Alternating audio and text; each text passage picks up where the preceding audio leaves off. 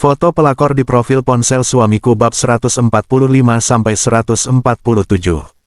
Serani Gunawan, seorang wanita yang lebih memilih bercerai daripada terus dikhianati oleh Agung suaminya, serta diperlakukan tidak baik oleh mertua dan kakak iparnya. Bagaimana akhir kisah cinta Serani? Apakah ia dapat menemukan cinta sejatinya? Jangan lupa komen, like, dan subscribe ya. Terima kasih. Bab 145. Giska kenapa? Siapa yang mau diusir? Sera menatap heran putrinya yang tiba-tiba berlari masuk ke ruang tamu. Aku nggak mau lihat dia lagi, Bunda. Aku takut. Jerit Giska lagi. Sera baru paham ketika menoleh pada Agung yang berdiri di teras dengan wajah sedih. Sebenarnya Sera tidak tega melihat Giska ketakutan seperti itu. Tapi, bagaimanapun juga ia harus menghentikan trauma yang ada pada putrinya itu. Perlahan Sera mendekati Giska. Sayang, itu ayah. Itu ayah Giska. Kepala Giska menggeleng cepat. Giska nggak mau punya ayah jahat, dia orang jahat, Bun. Awas, Dede Pangeran bawa masuk, Bun. Nanti dijahatin sama orang itu. Jeritan Giska semakin keras dan terdengar jelas oleh La Agung. Tidak mudah menghilangkan trauma yang telah melekat pada diri Giska sejak 2 tahun lalu. Sera tidak tega melihat wajah Giska yang mendadak pucat. Setelah meminta semua art dan babysitter yang mengendong pangeran masuk, Sera memilih kembali keluar menemui Agung. Pria itu berdiri terpaku di dekat teras dengan wajah gelisah. Sebaiknya Mas Agung pulang saja. Ini untuk hasil kerja Mas hari ini. Sera menyodorkan 2 lembar uang berwarna biru pada mantan suaminya itu. Aku menyesal, Sera. Aku menyesal. Tanda seru. Lirih Agung dengan suara bergetar. Sudah terlambat, Mas. Ketus wanita dengan tubuh tinggi langsing bak model itu. Mungkin Agung juga menyesal telah menceraikan Sera sekarang ini. Tapi aku mau dekat lagi sama Giska seperti dulu. Sera tertawa sumbang, aku nggak salah dengar ya. Sejak kapan Mas pernah dekat sama Giska? Sudahlah, aku capek. Tolong jangan menambah masalah lagi di kehidupanku. Sera memutar tubuh hendak masuk ke dalam rumahnya. Agung berdiri mematung menatap punggung Sera menghilang memasuki rumahnya. Penyesalan yang semakin menggunung terus menggerogoti jiwanya. Andai saja dulu ia tidak selingkuh dengan Yuyun, andai saja dulu keluarganya tidak memperlakukan Sera semena-mena. Dan berbagai andai lainnya terus memenuhi kepalanya. Helaan napas berat terdengar dari pria bermata agak sipit itu. Meratapi nasibnya yang kini justru lebih sulit. Mungkin Tuhan yang Maha Adil sedang marah padanya. Begitu pikirannya saat ini. Setelah memutar tubuhnya, dengan langkah gontai ia menuju pintu gerbang. Satu tangannya memasukkan uang pemberian Sera ke dalam saku celananya. Ia berniat tidak akan memberikan uang itu semua pada Yuyun. Lagi-lagi Agung menghela napas panjang. Mengingat Yuyun, kembali membuatnya naik darah. Permisi, Pak. Agung mengangguk ramah pada security sebelum benar-benar keluar dari rumah mewah itu. Pria berjambang tipis itu memilih untuk berjalan kaki sampai di ujung jalan, ketimbang naik ojek sampai perempatan di mana ada angkutan umum yang akan membawanya pulang. Jalanan mulai gelap. Komplek perumahan mewah itu terlihat sangat sepi. Tak ada satupun penghuninya yang nampak. Hanya beberapa security yang mondar-mandir berjaga di setiap rumah. Agung terus melangkah menyusuri trotoar yang sepi. Pikirannya kembali terlempar ke 2 tahun silam. Saat itu ia menjadi seorang yang lebih jahat dari binatang. Seekor hewan buas pun masih menyayangi darah dagingnya. Namun Agung, karena harta, mata hatinya tertutup, hingga tega memperlakukan anaknya sendiri dengan kasar. Giska, maafin ayah. Tanda seru petik 2, lirihnya dengan dada penuh sesak. Hei, berhenti di situ. Agung menoleh pada suara teriakan dari sebuah mobil yang tiba-tiba berhenti dengan posisi memepet tubuhnya ke tepi trotoar. Ya, Tuhan, siapa lagi ini? Batin Agung dengan jantung berdebar. Hei, Agung, naik kamu. Wajah Ronald muncul dari balik kaca mobil dengan wajah sangat serius. Agung bergidik. Jika gara-gara uang yang sudah ia terima, kini ia terus-terusan berurusan dengan Ronald dan anak buahnya. Andai saja uang itu masih ada, ingin rasanya aku kembalikan saja, gumamnya. Agung, buruan masuk. Sentak Ronald dari kaca mobil deretan depan. Agung tak punya pilihan. Jika menolak tentunya akan membahayakan dirinya yang saat ini hanya sendiri. Sementara Ronald pasti bersama beberapa orang dalam mobil itu. Agung memasuki mobil SUV putih itu.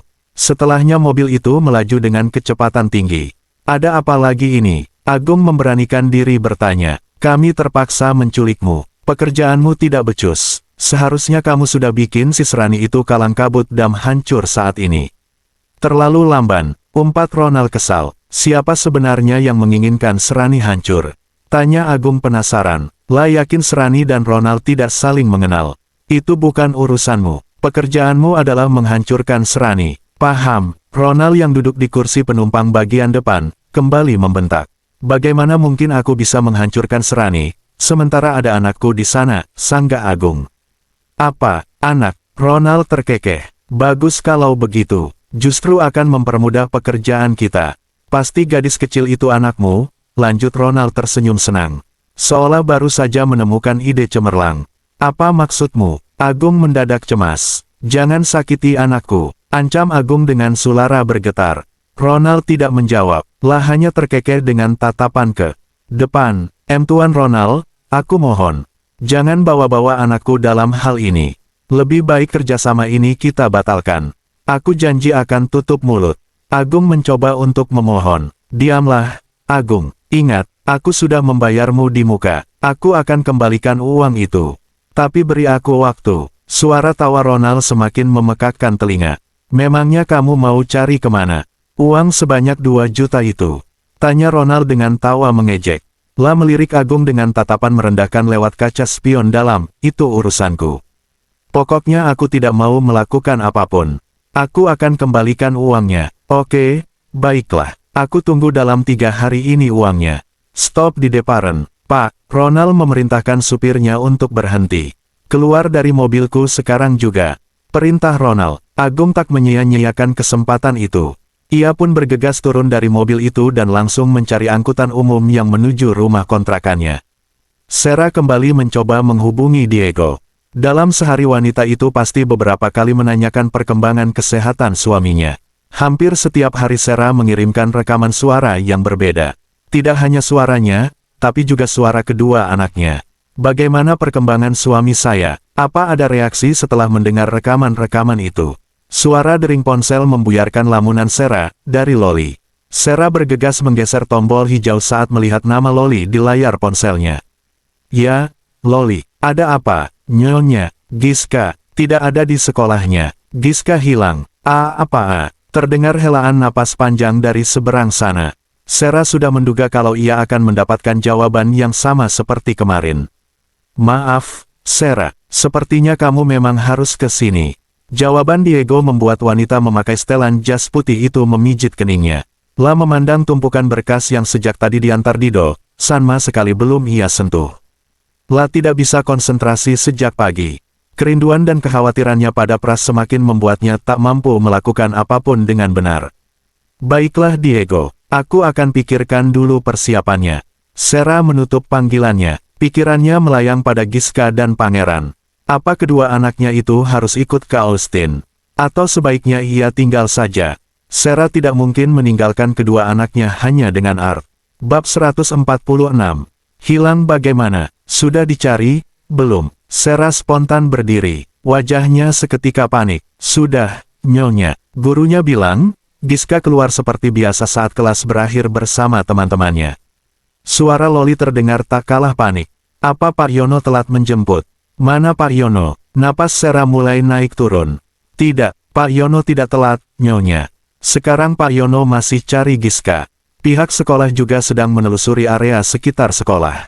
Loli menjelaskan dengan hati-hati. Sarah berjalan mondar-mandir di dalam ruangannya. Lah sempat membuka pintu ruangan dengan wajah bingung. Loli, kerahkan siapa saja untuk mencari Giska. Saya akan mencari bantuan. Baik, Nyonya. Ada apa? Sarah, aku dengar kamu sangat panik. Cory tiba-tiba masuk, mendengar suara Sarah cukup keras saat ia lewat di depan ruangannya. Giska, Cor, Giska hilang. Tolong aku, Cor. Tangis Sarah pecah sudah. Melihat itu Cory langsung meraih sahabatnya itu dan memeluknya. Kamu harus tenang agar bisa berpikir jernih. Aku pasti bantu. Cory mengusap pelan punggung Sarah. Astaga, Mas Agung, apa mungkin dia yang menyakiti Giska? Apa dia marah karena aku tidak menerimanya bekerja? Ya Tuhan, Giska sangat trauma dengan ayah kandungnya itu. Sarah kembali mondar-mandir dengan satu tangannya di kepala. Apa sebaiknya kita lapor polisi saja? Saran Cory. Tapi ini belum 24 jam, Cor. Polisi tidak akan mau menerima laporannya. Sarah memijit keningnya, lalu menghempaskan tubuhnya ke kursi kebesarannya. Pras, tolong aku. Andai kamu ada di sini, liris Sarah dengan suara bergetar. Sebaiknya kamu segera telepon mantan suami kamu itu. Tanpa menjawab, Sarah kembali meraih ponselnya di meja, lalu mencoba mencari nomor kontak Agung. Semoga saja nomornya masih aktif, gumamnya pada diri sendiri. Halo, siapa? Nih, ada apa mencari suamiku? Mendengar suara seorang wanita yang menerima ponsel Agung, spontan saja Sarah menjauhkan ponsel itu dari telinganya. Lalu terdengar perdebatan di seberang sana yang Sarah duga adalah antara Agung dan Yuyun. Halo Sarah, ada apa? Kali ini suara Agung yang terdengar. Mas, jujur sama aku. Kamu pasti sudah culik Giska, kan? Kamu itu maunya apa sih, Mas? Tolonglah jangan libatkan Giska sebagai pelampiasan emosimu.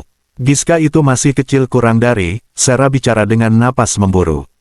Apa? Giska diculik? Kapan? Di mana? Sarah heran, Agung justru mencecarnya dengan suara panik. Halo, Sarah, jawab aku. Giska diculik di mana? Sarah tersentak mendengar Agung yang tak sabar. Jangan pura-pura nggak paham, Mas. Kamu, kan, yang menculik Giska. Sarah mencecar balik. Ya Tuhan, Sarah bukan aku. Sudahlah, aku akan coba cari anak kita. Terakhir kali ada yang lihat Giska di mana? Di sekolah saat pulang tadi. Sarah tertegun saat Agung tiba-tiba menutup ponselnya. Dari nada suara mantan suaminya itu sepertinya ada kepanikan. Atau hanya sandiwara. Asteris, Mas Agung mau kemana? Mau nyamperin nenek lampir itu? Mas, jawab dong. Yuyun terus mengikuti Agung yang bolak-balik ke kamar hendak berganti pakaian. Tapi ternyata belum satupun kaosnya yang sudah disetrika. Mana bajuku? Ambilkan cepat. Nggak mau. Mas bilang dulu sama aku mau kemana. Bibir Yuyun mengerucut. Agung menghela napas panjang. Matanya memandang Yuyun kesal. Anakku diculik. Aku harus cari Giska sampai ketemu. Sudah. Mana bajuku? Orang itu pasti minta tebusan gede. Kalau Mas dapatin Giska, bawa ke sini aja. Nenek lampir itu pasti bakal kasih kita uang. Yuyun bicara sambil mengacak-acak pakaian di keranjang. Meraih satu kaos berwarna hijau gelap, lalu disetrika dengan terburu-buru. Yang ada di otakmu itu uang terus. Tega banget kamu memanfaatkan Giska, ungkap Agung datar. Ia tak mau berdebat lebih panjang lagi. Bisa memperlambat kepergiannya. Nih kaosnya. Semoga segera ketemu Giskanya. Jangan lupa diajak ke sini, loh, Mas. Agung meraih kaos dari Yuyun, lalu memakainya. Pria itu melangkah terburu-buru keluar dari kontrakannya. Tak lagi menghiraukan kata-kata Yuyun. Agung sempat mengusap kepala Cika yang sedang bermain di depan pintu. Cika main di dalam sama Elbu. Iya. Ayah pergi dulu. Makan yang banyak. Bocah itu mengangguk samar dan terkikik. Seakan memahami ucapan ayah sambungnya. Setelah melangkah sekitar 10 meter, Agung berhenti di depan pangkalan ojek. Mungkin dengan naik ojek ia akan lebih cepat tiba di tujuannya. Pria berjambang tipis itu merogoh sakunya. Menemukan selembar uang 50.000, sisa pemberian terakhir dari Sarah. Saat itu Agung memang tidak memberikan semuanya pada Yuyun. Ojek, Pak. Agung mengangguk, lalu memberikan alamat tujuannya pada tukang ojek. Kantor polisi, Pak. Iya, cepat ya, Mas. Sepanjang jalan Agung menjawab beberapa pertanyaan sang tukang ojek yang penasaran. Berada di penjara dan selalu berbuat baik di dalamnya, menyebabkan Agung mengenal baik beberapa anggota polisi. Ia berencana akan minta bantuan pada salah satunya. Selamat sore, Pak. Boleh bantu saya? Agung menceritakan tentang Giska dan semua yang ia ketahui. Setelahnya, ia kembali bersama tukang ojek ke sesuatu tempat. Terima kasih, Mas. Maaf saya cuma bisa kasih segini. Agung minta berhenti tak jauh dari rumah yang beberapa waktu lalu ia datang. Iya, Pak. Nggak apa-apa. Semoga anaknya cepat ketemu. Ya, Pak. Berkali-kali Agung menekan bel pintu pagar yang sangat tinggi. Rumah besar itu sangat sepi. Persis seperti waktu ia dan Ronald datang ke rumah itu beberapa waktu lalu. Cari siapa? Agung nyaris terlonjak ketika seseorang dengan suara menggelegar berteriak dari balik pagar. Saya cari Ronald, seru Agung tak kalah kerasnya. Ada perlu apa? Teriak orang itu lagi, saya mau bicara kerjasama kemarin. Tak ada lagi sahutan dari dalam. Agung tak mau putus asa. Lah terus menunggu. Masuklah. Pintu pagar terbuka perlahan. Agung bergegas masuk dengan pandangan mengitari ke seluruh penjuru. Agung mengikuti langkah pria tinggi besar yang membawanya ke sebuah ruangan. Apa yang membawamu ke sini? Tiba-tiba saja berubah pikiran. Hah? Ronald memandang Agung dengan tatapan mengejek. Agung bergidik menyadari ada 4 pria bertubuh kekar dan besar di belakangnya. Aku tahu kamu menculik anakku dan Sarah tanpa melibatkanku. Ronald terlihat terkejut. Kamu tahu dari mana? Periksa semuanya. Jangan ada orang asing, apalagi polisi. Seketika itu juga Ronald panik dan memerintahkan orang-orangnya. Kamu mau main-main denganku? Heh. Seru pria memakai setelan jas abu-abu itu dengan tatapan nyalang pada Agung. Tenang Ronald, aku kesini justru mau kerjasama. Sesuai perjanjian awal, serahkan Giska padaku. Biar aku yang urus anak itu. Aku akan buat ibunya pusing dengan tuntutan uang tebusan dariku. Tentunya kamu tidak ahli dengan hal semacam ini. Jadi, serahkan saja padaku. Ronald berpikir sejenak, Kembali ke rencana awal, aku juga tak mau repot dengan bocah susah diatur itu. Gumam Ronald yang tak lagi berpikir panjanglah hanya menduga Agung sangat membutuhkan uang saat ini. Mana anak itu? Sekalian berikan sisa uangku. Pinta Agung setengah memaksa. Tidak, biar orangku yang membawa anak itu ke rumahmu. Aku tidak mau dijebak. Oke, baiklah. Agung mengangguk. Bawa kemari anak itu. Perintah Ronald. Tak berapa lama seseorang membawa tubuh Giska yang tak sadar. Agung yang terkejut buru-buru menyembunyikan wajah khawatirnya. 1 jam lagi pengaruh biusnya akan hilang. Gadis itu akan mengamuk tidak karuan. Ungkap Ronald yang merasa sedikit lega bebannya berkurang. Kalau begitu, mana uangku? Pinta Agung lagi. Ronald melemparkan 1 amplop coklat pada Agung. Setelah mengintip isinya, Agung buru-buru memasukkan ke dalam kantong jaketnya.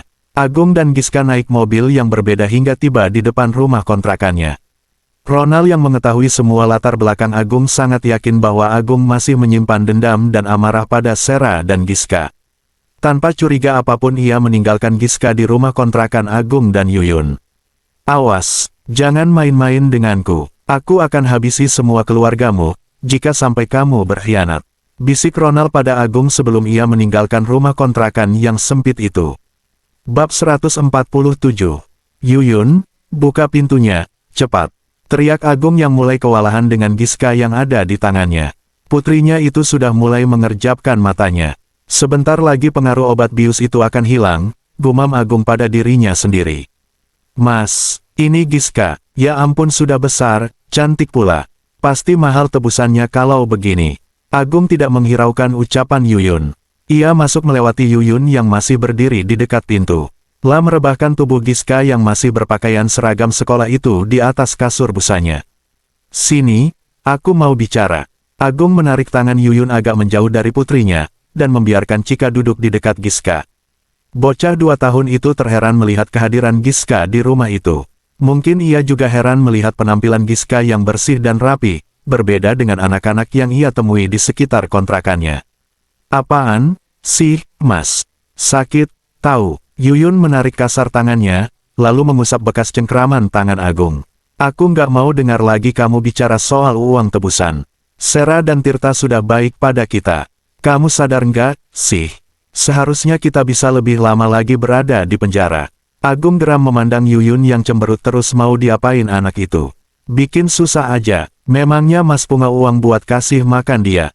Tanya, Yuyun. Nih, tolong belikan nasi bungkus pakai ikan yang enak untuk Giska dan Chika.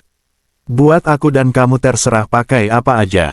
Agung menyerahkan selembar uang ratusan ribu pada Yuyun. Tanpa menunggu lagi, Yuyun bergegas meraih uang itu dan berjalan keluar dari rumah kontrakannya. Ayah. Agung langsung menoleh ketika mendengar teriakan Chika. Lah melihat Chika menunjuk-nunjuk wajah Giska. Agung belum berani mendekat. Ia khawatir Giska akan menjerit seperti sore itu. Adik siapa? Aku di mana? Tanya Giska yang melihat Chika saat pertama kali membuka matanya. Latak melihat Agung yang berada beberapa langkah di belakangnya. Chika tersenyum dengan wajah polosnya. Bocah kurus itu lalu menoleh pada Agung. Ayah. Giska mengangkat setengah tubuhnya, lalu menoleh pada arah pandangan Chika.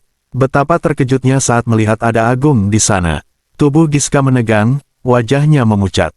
La membekap mulutnya menahan teriakannya. Giska, Giska, tolong jangan takut. Ayah tidak akan jahatin Giska. Ayah sayang Giska. Suara Agung bergetar. Rasanya begitu sakit ketika anaknya sendiri tidak menginginkan kehadirannya. Nggak mau, ayah jahat. Pergi. Giska berteriak cukup keras hingga para tetangga yang berada di luar mendengar. Agung terpaksa mundur lalu memutuskan untuk keluar. La tak mau jika teriakan Giska sampai mengundang tetangganya datang. Loh, kok kamu di luar, Mas? Yuyun yang baru saja tiba dari beli nasi bungkus terheran mendapati Agung berdiri di dekat pintu. Giska sepertinya masih trauma sama aku. Barusan dia teriak-teriak waktu aku dekati. Aku takut tetangga nanti pada kesini. Kamu masuk, sana, kasih Giska dan Cika makan. Bikin repot aja. Yuyun bergegas masuk dengan membawa kantong plastik merah berisi 4 bungkus nasi. Bu ibu, tanda seru, ada kakak. Cika menunjuk-nunjuk Giska saat ia melihat Yuyun masuk. Hei, Giska, kamu lapar, kan? Nih, makan dulu. Yuyun memberikan sebungkus nasi dan sendok plastik pada Giska. La juga memberikan sebotol air mineral pada gadis kecil itu. Giska yang sudah mengubah posisinya dari berbaring jadi duduk memandang Yuyun tanpa bicara La seperti sedang mengingat-ingat sesuatu. Lalu pandangannya beralih pada nasi bungkus yang tergeletak di dekat kakinya. Malah diliatin doang. Ayo dimakan. Kamu nggak mau? Kan lihat bunda kamu sedih saat pulang nanti kamu malah sakit. Ujar Yuyun yang sedang menyuapi Cika. Bunda, aku mau ketemu bunda, tante. Suara Giska mulai terdengar parau. Iya, tapi makan dulu. Ayo makan. Yuyun menggeser nasi bungkus Giska agar lebih dekat pada gadis itu. Setelah memandang nasi bungkus itu beberapa saat, akhirnya Giska membukanya dan memandang isinya. 2 potong ikan tongkil, sambal, tumisan sayur dan sepotong tempe. Perutnya memang sudah sangat lapar. La meraih sendok plastik dan mulai menyuap nasi itu dengan lahap. Agung mengintip dari balik tirai. La tersenyum melihat Giska mau makan. Tante, udah kenyang. Giska melipat kembali kertas bungkus nasi yang isinya sudah berkurang lebih dari setengahnya. Sahutan pendek dari Yuyun membuat Giska tak berani bertanya apapun pada wanita itu. Kakak, Cika tersenyum menyapa Giska. Bocah itu sudah berani mendekat dan menyentuh rambut Giska yang panjang. Hai adik cantik, nama kamu siapa? Kehadiran Cika membuat Giska bisa sedikit tersenyum walaupun ia belum paham apa yang sedang terjadi padanya. Ia tak berani bertanya karena melihat wajah dan sikap Yuyun yang terkesan judes. Cita Cika menjawab dengan cara bicaranya yang belum jelas. Giska nampak terhibur dengan kehadiran Cika. Keduanya tertawa-tawa, seolah Giska bisa melupakan sesaat akan peristiwa yang baru menimpanya. Mas, itu anak kamu mau diapakan? Jangan kelamaan di sini, merepotkan. Yuyun menghampiri Agung yang masih berdiri di balik tirai. Nanti dulu, tunggu polisi menangkap para penculik itu. Setelahnya, kita akan hubungi Sera untuk menjemput Giska di sini. Anak itu nggak ada baju dan pakaian dalam. Yuyun berdecak. Malam ini pinjamkan saja kaos kamu yang kekecilan. Besok pagi-pagi kamu ke pasar carikan pakaian untuk Giska. Belikan Cika juga, bisik Agung yang senyum-senyum melihat Giska dan Cika mulai akrab. Setidaknya malam ini Giska bisa tidur tenang jauh dari penculik itu, gumam Agung lagi. Agung muncul dari balik tirai. Cika langsung menghampiri dan meminta gendong. Agung tidak berani mendekat pada Giska tak mau Giska kembali berteriak. Ternyata Giska memandang kedekatan Cika dan Agung tanpa berbicara. Namun wajahnya tampak tegang. Ayah nggak akan dekat-dekat Giska. Kalau Giska nggak suka, tapi ayah mau tanya-tanya sedikit sama Giska. Ayah janji bicaranya dari sini aja. Giska masih diam. Apa orang-orang yang culik Giska tadi ada yang menyakiti Giska? Tanya Agung hati-hati. Giska menggeleng perlahan. Agung bernapas lega melihat jawaban putrinya. Setidaknya ia bisa tenang karena putrinya baik-baik saja. Malam ini Giska bobo di sini dulu. Setelah polisi menangkap para penculik itu, Bunda akan jemput Giska ke sini. Nggak apa-apa, kan? Agung memandang putrinya penuh rindu. La sangat ingin memeluk dan mencium putri cantiknya itu. Giska mengangguk samar. Yuyun meminjamkan kaos ketatnya yang ternyata pas di tubuh Giska. Ia juga meminjamkan legging yang baru saja ia beli beberapa waktu lalu di pasar dan belum sempat ia pakai. Makasih, Tante. Yuyun hanya mengangguk samar mendengar ucapan terima kasih dari Giska. Malam itu, Giska sudah tidak lagi nampak ketakutan pada Agung. La melihat sikap Agung yang begitu menyayangi dirinya dan Cika. Ia tidur berdampingan dengan Cika. Sesekali Giska memeluk dan mencium bocah kecil itu dengan gemas. Sudah jangan nangis terus, Sera. Kita sudah serahkan pada polisi. Kasihan pangeran. Ingat, kamu sedang mengandung. Cory mengusap lembut punggung Sera. Walau hari sudah gelap, Cory tidak tega meninggalkan sahabatnya itu. Apa ada kabar dari Agung? Tanya Cory lagi. Sera menggeleng. Aku belum menghubunginya lagi. Entahlah, aku tidak yakin dia akan cari Giska. Mereka dikejutkan oleh suara dering ponsel Sera yang ada di meja ruang keluarga. Dari Diego, ujar Cory yang membantu meraih ponsel itu untuk Sera. Halo, Sera, bagaimana persiapan keberangkatanmu ke Austin? Sera kebingungan mendengar pertanyaan Diego dari seberang sana. Diego, maaf, sepertinya keberangkatanku ke sana ditunda dulu.